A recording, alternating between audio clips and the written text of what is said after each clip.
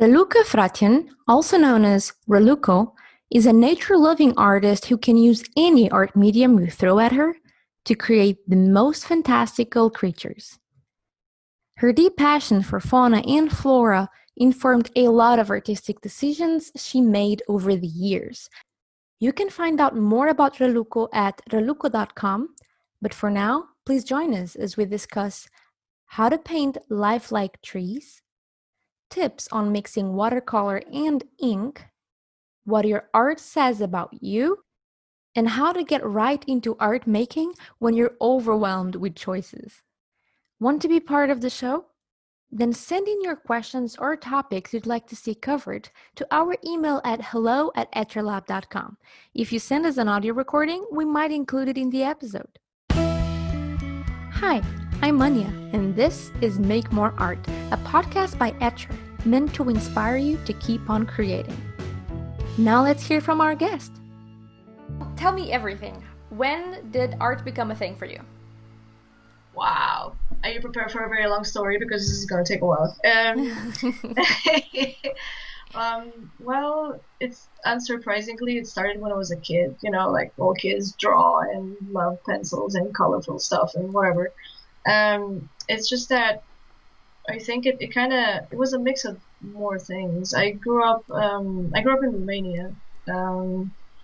In the 90s after communism fell, so it's kind of like it was a mixed bag of things. Romania back then, it was still pretty wild and untouched by the Western civilization, and it's kind of we lived at the edge of a small town, my hometown, and we had this massive garden full of like trees and plants, and my grandpa from my dad's side used to be a how do you call it? I actually know the word in German, but kind of like a specialized plant grower kind of thing. And we spent every year. He was busy every year with the garden, so I kind of had this affinity for nature infused in me since I was a kid. Like we didn't really have a lot of kids around the neighborhood, so I grew up alone in the garden. So I was pretty much like a lone kid when I was little, and combine that with drawing, spending a lot of time outdoors,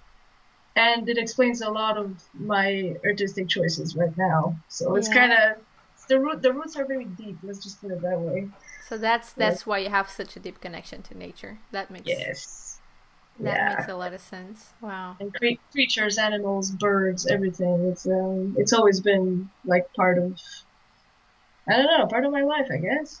Right, I always look, yeah, and I always actively look for like, whenever we travel somewhere, we travel to wild places, and so it's always there. I don't know. I think I would be happy like having a cabin in the woods somewhere. Yeah, and you're making me question my artistic choices right now. It's like the more I interview people, the more I realized how the subject that they draw all the time reflects how they spent their alone time or how their mind works. I was talking to James Gurney the other day. The interview is out, etchrlab.com/Gurney. And he was asking me what I draw when I'm on the move or something. And I'm like, oh, people. And he's like, oh, so no flowers, no plants. I'm like, no, just people from observation. So I hope that does not make me a creep, though, because that's what I spend my whole time drawing is just people. Yeah. So there you go. Maybe. Yeah. I was probably a stalker when I was a kid, Or maybe you were, if you were surrounded, like in your like formative years, which is mostly like the childhood years. At least for me, those years were very definitive of how I developed throughout my adolescence and then further into adult life. Mm-hmm. A lot of the like 90% of like the roots of my personality. This is not even just the art pursuit. It's just in general, like my preferences. Mm-hmm.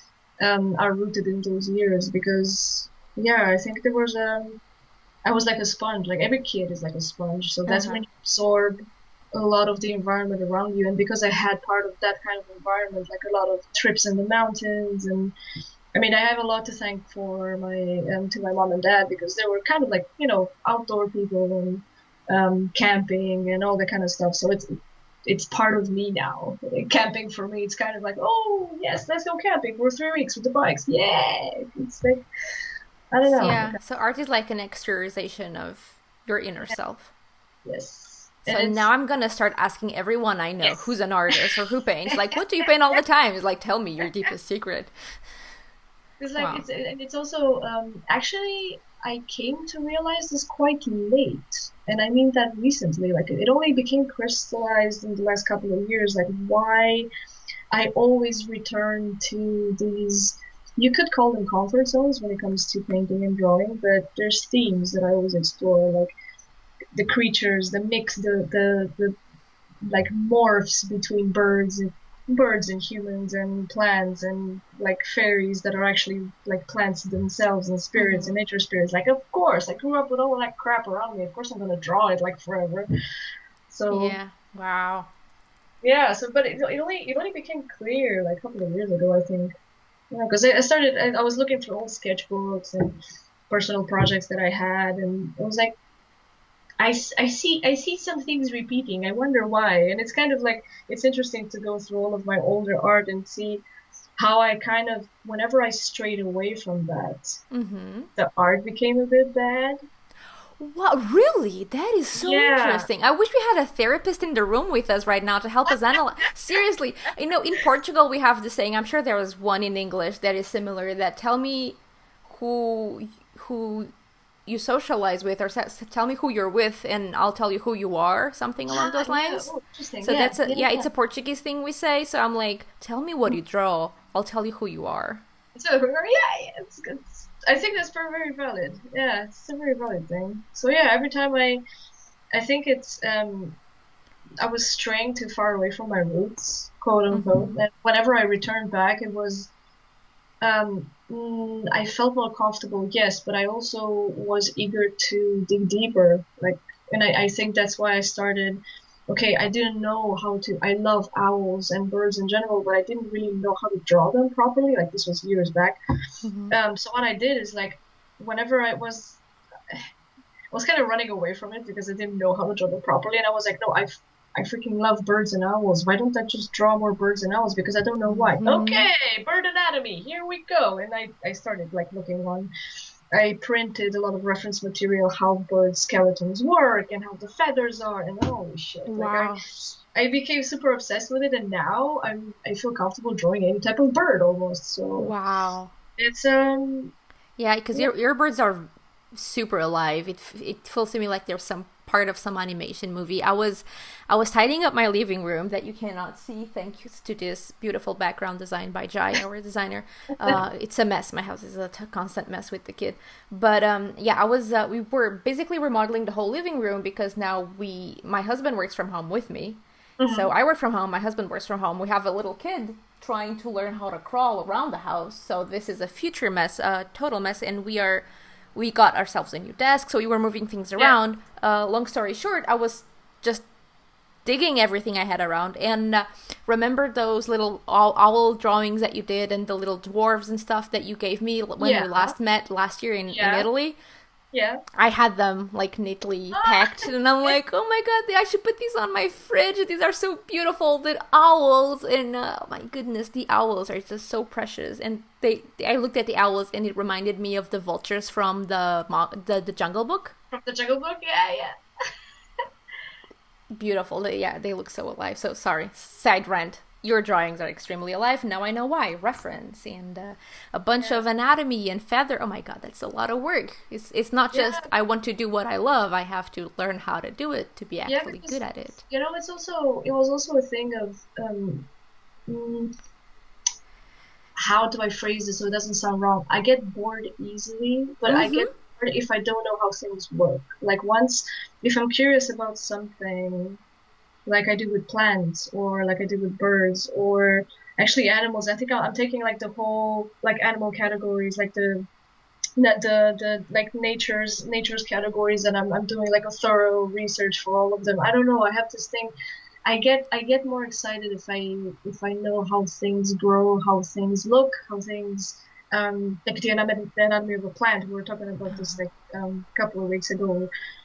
I didn't actually know how to properly draw trees for years, and then I was like, no, no, I love trees. I grew up with trees. I should be able to build trees better. Okay, let's go. Reference and photos and um again, like whenever I do, I started a personal project. And it's gonna involve a lot of plants and trees and Mm-hmm. um a lot of nature. Your And book? no, it's gonna be an alphabet. Oh. Um Yeah, and each letter is going to have a full-blown illustration to it. And for example, I started with letter O, which is for oak. Guess what's going to be in the painting? An oak tree. Um, so yeah, and I printed like a lot of reference, and I found these really beautiful photos of really old, gnarly oak trees, and they just look amazing. They look like wise old men of the forest. They're just lovely. It's Um, amazing how you even give personalities to trees. And that's probably what makes them feel so alive in your art. So I'm just like, for someone trying to figure out how to do, for example, better plein air, because I think what you're saying there's a nugget there to be explored. So having our audience in mind, and they're trying to do better plein air, and plein air is not easy. There's a lot of things to have in mind, and there's a lot of nature in plein air. That's what makes plein air yeah. so beautiful. What would you say? So, for you to be able to properly draw a tree and paint a tree, you have to figure out how it grows and how it behaves, like from the inside out. How does that process work for you? Yeah, so I think it's important to realize how like what you're seeing when you're doing a plein air, for example, you're seeing a specific stage in a tree's life. Okay, it's summer, it's full-grown trees with shrubs and maybe like a bit of grass and whatever. You have to realize that that took a long time to develop. So if you can see a little bit beyond just a flat image that's in front of you and realize that okay, that tree probably started as an acorn before, you can give it a bit more um I don't know how to say this. You can give it more life if you're aware that that's a living thing and not just something Mm. that you want to paint from reference, because you can also paint things after photos, but if you're doing plein air, you're there with them in the middle of nature, supposedly, if you're going somewhere more wild and not in a city. um Yeah, just feel the beat. Feel the beat and I don't know, close your eyes for 10 minutes, taking all the smells of the forest and listen to the wind and all the kind of, I don't know, kind of sounds like hippie stuff, but it helps like to get into the mood. Everything's never, one thing that fascinates me about nature, nothing is still ever. So Wow. if you're drawing trees, yeah, think of those branches stretch to the sky to get as much light as possible. So if you have that in mind, of course your tree is gonna like explode through the page because yeah, the tree is looking for light. And Wow. it's I never. also yeah. Go ahead, Sorry, go go ahead. ahead. No, no, no, no, no. You go ahead. Please do not let me interrupt this beautiful moment. No, it's fine. Go ahead. You wanted to ask something. It No, helps me. I never thought about it like that. Like the trees reaching for the sunlight. It's not just compositionally, you know, sticks and lines to make it look good. Yeah. And it's also um there's the layers of vegetation. That's also an interesting thing to explore, depending on which geographically where you are. Um, there's like the bottom layer, then there's the tree layer, then the treetops, which can also be interesting because treetops have their own kind of anatomy. Some trees don't like to touch branches, Mm-hmm. like the I don't know how there's like a scientific name for it, like the tree growth shyness or something. Like sometimes if you lie down on the forest floor and you look up, there's the trees don't intertwine, they just go right next to each other, like the leaves don't touch. It's almost like trees are kind of like introverts, kind of like I'm just gonna grow here, just please don't invade my personal space. It's really funny. Aw. um There you but go. yeah, Secret to drawing trees. yeah. I want to go and paint trees now. Thank you. Gonna take my kid to the nearby park, have him smell the air, and I'll draw the trees. Yeah, so Moving it's forward yes, let's go in shoot. the timeline, so you grew up in the middle of nature with your family. Oh, And how old were you back then? Well, since I'm a kid, and then I lived there for quite a while, but the city expanded, so the green part slowly kind of washed away because the Oh. city started growing in the early 2000s, and we had less and less of like the wild forests around. But that was until high school, I guess. Yeah, and then in university, part of the university, I was still in Romania, but also did like an exchange program in Dublin, Ireland, which was another interesting episode in my artistic growth because I've been obsessed with Ireland for a really long time before actually getting a chance to study there. Because of like the culture, the music, all the like the castles, the rolling hills with tiny little sheep on them. I don't know. It's just it all looked amazing, and actually being there and seeing that's actually how it looks like, it was blown away. And yeah, I discovered different sides of illustration back then. I discovered they had an amazing the school, the National College of Art and Design in Dublin had an incredible library, and that's where I discovered they had like this massive book. It was really old, but the reproductions were very good with the golden age of illustration. So that was 1900s.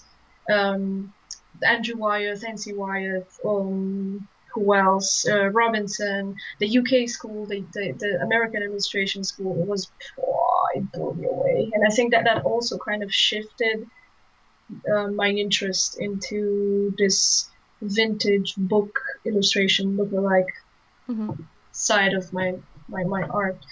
And that also, yeah, that was also really, that was an important chapter for me, I think. And it was also the first time I ever left home and lived alone, completely alone in a completely different country, like from east to west, like from Romania, which was barely getting its shit together after so many years of communism, and going to Ireland, which is like at the edge of the Atlantic. It was quite a personal challenges, I guess, but it taught me a lot, and it helped me loads. So Ireland, And how old were you then? 21. Okay, so we're getting Yeah. closer to the today date. So you were studying there. What were you studying? Traditional printmaking. Wow, I So had no idea. yeah, and my diploma for like the end of studies, end of university diploma was um, fairies and creatures made with traditional printing techniques in color. And it was kind of like a collection of fairies in different colors, and yeah, that was my end of university Of course it work. was. It had to Yeah. be. I'm sure it was lovely. Oh wow. And what then? What did you do afterwards after you Um, graduated? then I was already starting to learn digital drawing and Photoshop. I bought myself a tablet and I started looking for work, but because we didn't really have a lot of opportunities for traditional art, so I kind of learned how to to paint digitally. And I think my first full-time job was in at a gaming studio, a really small gaming studio in my hometown. Before that, I had a part-time job during university. I worked at a print shop, and we were decorating. I worked with a lot of printing materials, and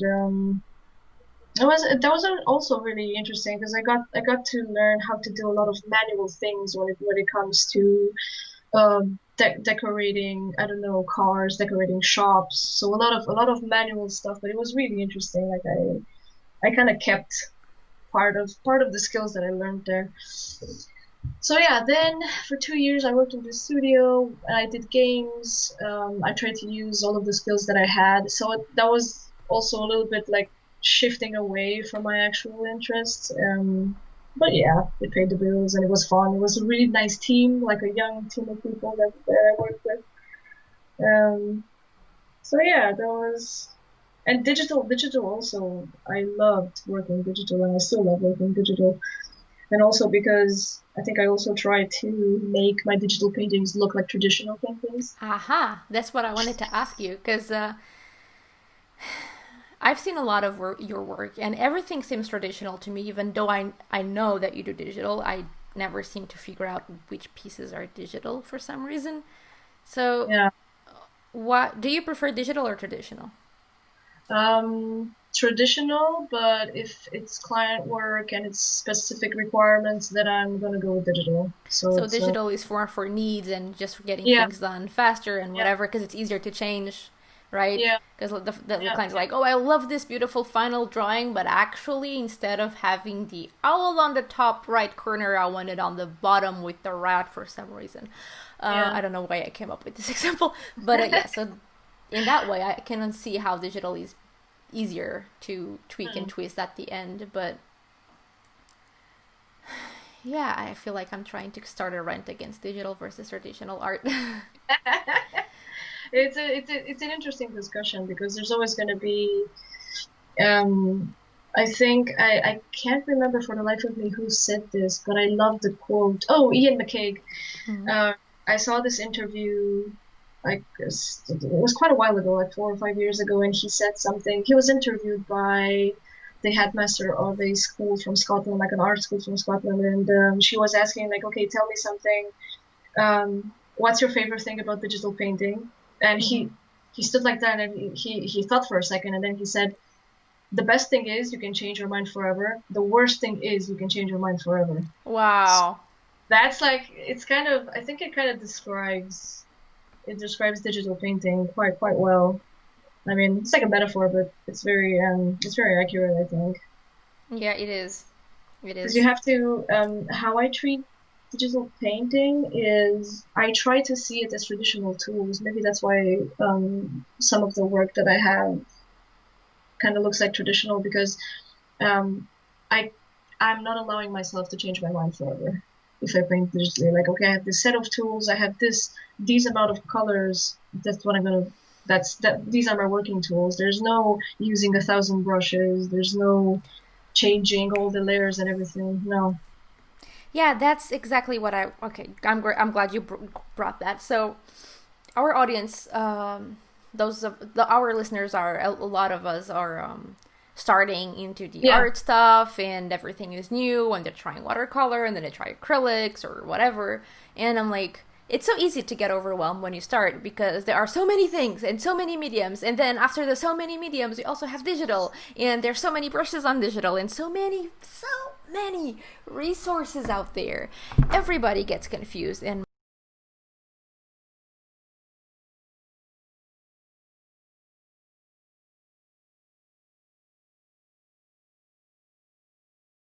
it's like, okay, it's exhausting. And Yes, it for can be. those, yeah, for artists who are trying to use art as a hobby to just get their mind off things because it's not their job, they don't want to turn it into a profession, it becomes a very tiring, exhausting hobby because there are so many options. So let's try to make this easier for everybody. Mm. What would you recommend for anyone who just wants to have fun and is starting and has no idea where to start? Um, Take it in steps and try to make compartments for what you want to do. If you if you like how watercolor looks, wait, how should I phrase that better? I think first of all, look at the things that you feel an affinity to. Like if you like gouache, look at a lot of gouache paintings and see pay a bit more attention of how they're painted. Look at tutorials on YouTube or workshops, like even the workshops that you guys do. Pick one. We guys do. Yes. You do one. Sorry, yeah, we guys do. I gotta keep remembering to say that. And just for context, guys, so Raluca, she's a teacher at Etchr Lab, and can you just quickly fill us in on what you're teaching, just for context, so we know? Yeah, sure. So I am teaching how to draw nature. First, more precisely, I can teach Surprise! you how to draw. Surprise, surprise! I can teach you how to draw natural shapes accurately, how to understand natural shapes actually, because yeah, I had problems with it, and I'm guessing a lot of people have problems with how to draw I don't know, a shrub correctly, or plants or trees for that matter, which are very complex. So if you're interested in learning how to draw nature better, And medium is like um, markers, right? So yes, simple stuff that everybody markers, has at home. yeah, pencils, markers, liners, whatever. I'm comfortable with a big variety of tools, but if you guys, whatever you guys are comfortable with, and or you want to explore, or you're curious about markers or watercolors or mixing those Mm-hmm. two or three, yeah, be sure to check the Etchr website. Just so you guys know, if you're curious to know how that works, this Friday, September 4th, so this is me planning when this episode is coming out, if you can hear the hesitancy on my voice. So this Friday, September 4th, we are doing a free online workshop, Raluca and I. So just be sure to subscribe to our newsletter and you'll get all the deets.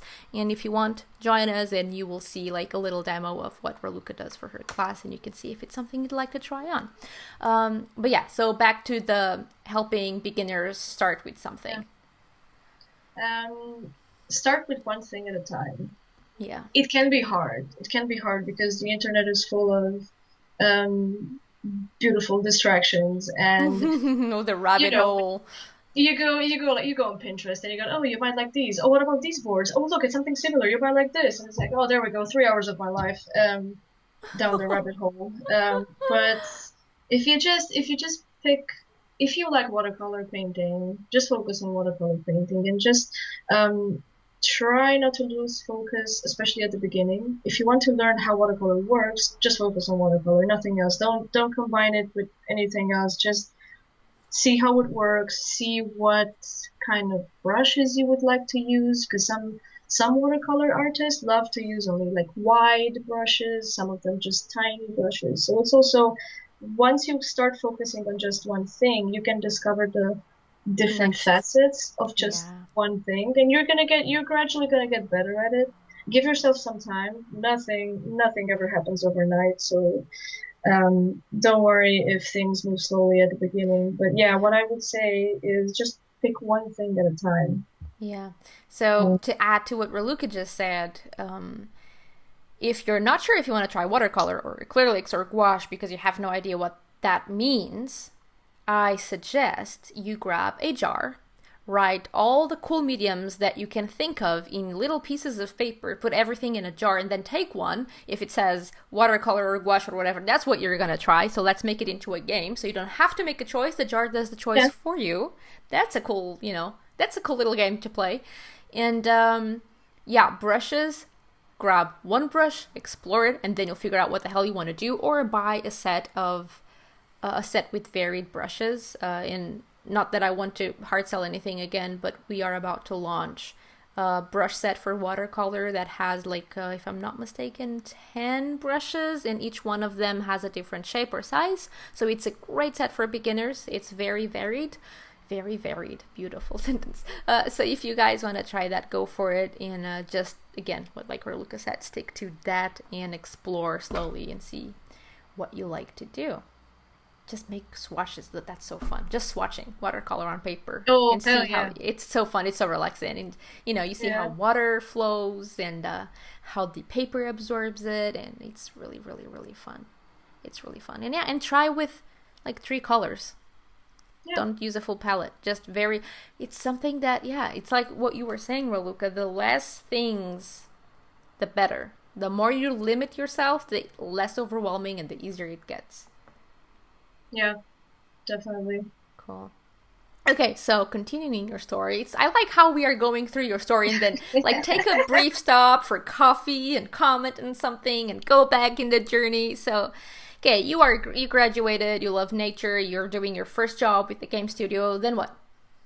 Then let me see what happens. Yeah, that was 2 years, almost three actually, with the game studio, and then we moved to Germany. My parents always wanted to emigrate from Romania, and they've been to Canada before.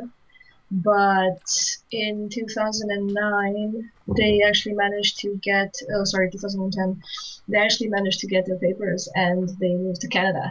And yeah, they've been living there for, what is it, 10 years now? and they love it. And so Canada kind of became my second home away from Europe, I guess. And during that time, we moved to Germany. My spouse found a job here, and we've been living here ever since 2011, actually. Um, and yeah, I guess we kind of moved on from. Also, a bit of background. Half of my family is not in Romania anymore. Like not just my parents, but my aunties from both my mom and my dad, Spain and England. So our family is kind of half of our family is spread all over the globe, actually. So Wow, I had no idea you it's had Spanish. Wow. yeah. My auntie, my mom's sister, she's been living in Spain for like 20 years now. How many Uh, languages do you speak now? Well, just three. So it's Romanian, Just English, three. and German. But German, I'm still not 100% with German because it's a hard language, and Mm-hmm. I've been able to get away with English quite often here. Oh, But lazy. yes, and also like freelancing. I've been freelancing for the last 7 years, yeah, almost 7 years. So that really doesn't help because I wasn't as exposed to a lot of German environments, and Mm-hmm. even like most of the German people that I know speak incredible English anyway. But I love the language though. It's complicated and it's hard, but it's a really beautiful language and very complex. No wonder all the philosophers and psychologists were um, how do you call it? The word like German or Austrian because the language can be very specific and it's I found so many words that are intranslatable in English. So you can only Yeah. translate them with phrases and I mean That's it another happens. thing I love with languages. Yeah, it's like the way you think really is Yeah, shaped by the languages you speak. yeah. So yeah, that's been nice. So yeah, Wow. Germany's been home base for yeah the last almost 10 years. Yeah. And So what yeah. have you been doing for the past 10 years? Um, Yeah, remote client work, either Mm-hmm. for gaming, like character design, and even some flash animation for some games. Mm-hmm. Some small European indie companies. We had a bunch of games launched some years back, but then I kind of shifted away from games and I focused more on private commissions. I was going back to traditional because I had when I was working in games, I had kind of this break in doing traditional work, and I kind of again the little voice in my head was like, "Hey, you haven't touched pencils in a long while. We want to give it a go? Come on, where's the sketchbooks? Come on, let's get your shit together." And I started doing traditional again, and then my client work also shifted a little bit. Still doing character designs, but also like private commissions and more, um, yeah, kind of more heartfelt, more intimate kind of art, I think. But I Mm-hmm. still did like I still do some graphic design stuff. So I've been doing like a mixed bag of things for client work. But I think now I'm like on the I'm trying to specialize and trying to get more into book illustration, children's books, and yeah, maybe some like card games, board games, because this is like an area that I didn't explore before. So yeah, I guess I'm still trying to figure it out. Yeah, But, it's a I'm constant in our lives. We yeah figure out life as we yeah go. So, how did yeah you get so good in so many mediums? You just slowly approached every single one of them like a mm, badge of honor? yeah, kind of. Also a thing because of the internet, I started discovering artists like gouache again. The John Cooper, Mm-hmm. GAW. Yeah, Yeah, and she's so she. sweet too. Oh, she's. I met her last year. No, last year. Nah, 2 years ago. Sorry, 2 years ago at a festival, an art festival in Croatia. Mm-hmm. Um, and she's a sweetheart, and she's so much fun, and like the live demo that she's been doing. Wow, We should get her on she's the great. show. Yes. Oh, she's adorable. She's such a good like the way she explained how she works with gouache and again like we kind of felt like kindred spirits because she's also very she grew up with a lot of nature around her. Most of her art is nature oriented and Mm-hmm. animals and vegetation, so we kind of it was like a kind of like an instant click. uh, Aw. and it was really sweet. And then she explained, I I was aware of gouache and gouache paintings, but not in the way that she's using them. So that kind of triggered my curiosity in gouache because I've known her Yeah. art for quite a while, and I was like, I think I'm gonna try this. And then I discovered how much I loved it, and then I don't know, I just started painting gouache like everything, and also combining it with a bit of watercolor, a bit of ink, kind of turn it into my own thing. But yeah, it's kind of one thing at a time. I think I still apply that even when I'm discovering new mediums. Like I with ink, it was the same thing. I discovered Mm-hmm. ink and inking because of Inktober, like Jake Parker. Uh-huh. Jake Parker's Inktober. This was like holy shit, it was 5 years ago. Five, Wow.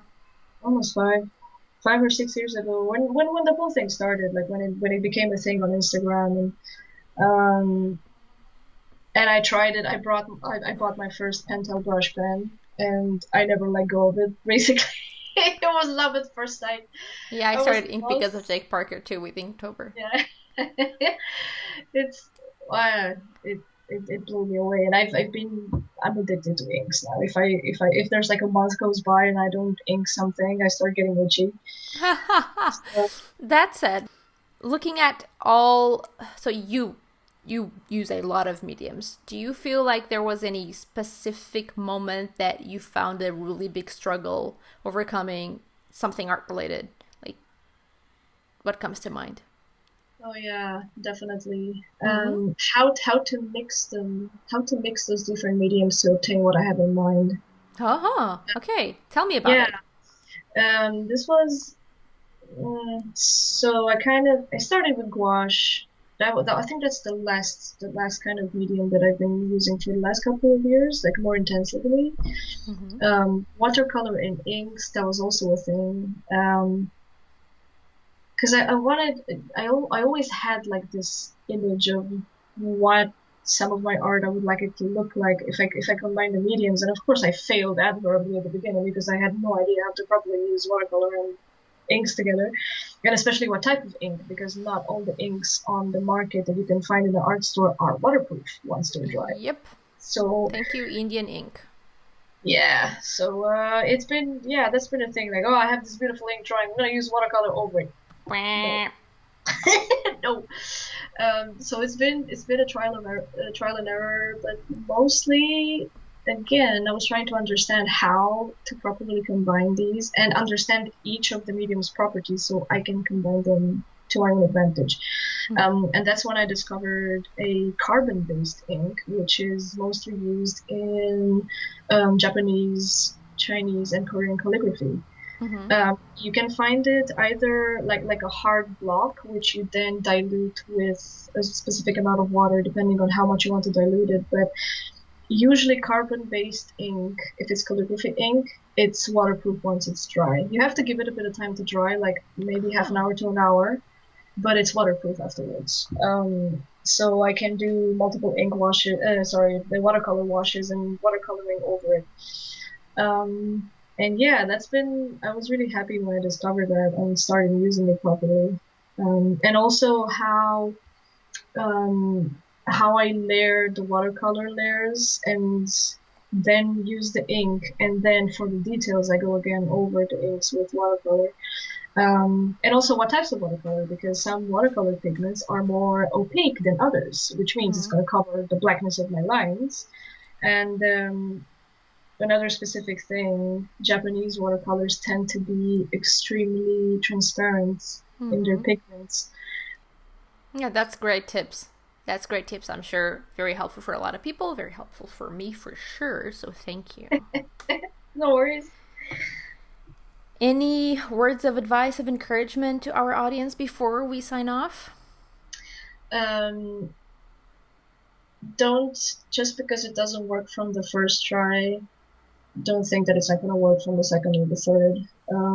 I think having patience with these things, even if you're doing it just as a hobby or just because you like colors, or it doesn't matter. You have to give it a bit of time and give yourself a Mm-hmm. bit of time to get adjusted to it, because it's not um I always like to make comparisons because I've done like a lot of other things not art related. I always try to tell people when they ask me for advice is, um, it looks easy, but it's not. It's just like wood carving. It's like you see some people doing like even like tiny maquettes or even carving frames for. I'm saying this because I had some friends that did this professionally, and um, they told me like, yeah, it looks easy because I've been doing it for like 5 years. That's the only thing. You don't need to, just because there's a lot of other people that do it well. It doesn't. It Never compare yourself. Yeah, even Tiger Woods is only that good because he started when he was like 4 or something. Yeah. So don't ever don't feel ashamed of what you're doing. That's something you should try to steer clear of, and don't compare yourself to other people that probably started earlier or took this hobby more seriously, or they turned the hobby into like a profession. No, don't. It's such a all this art making and mark making, as I like to put it.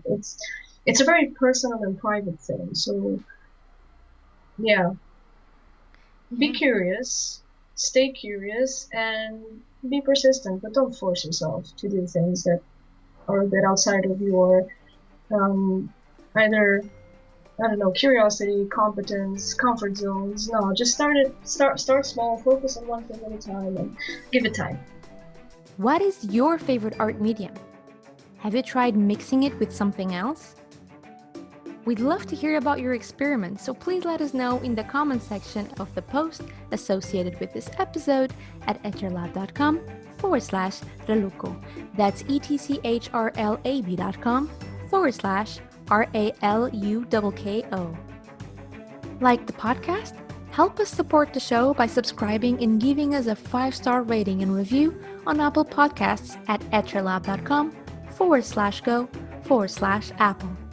See you in the next episode, and until then, let's make more art!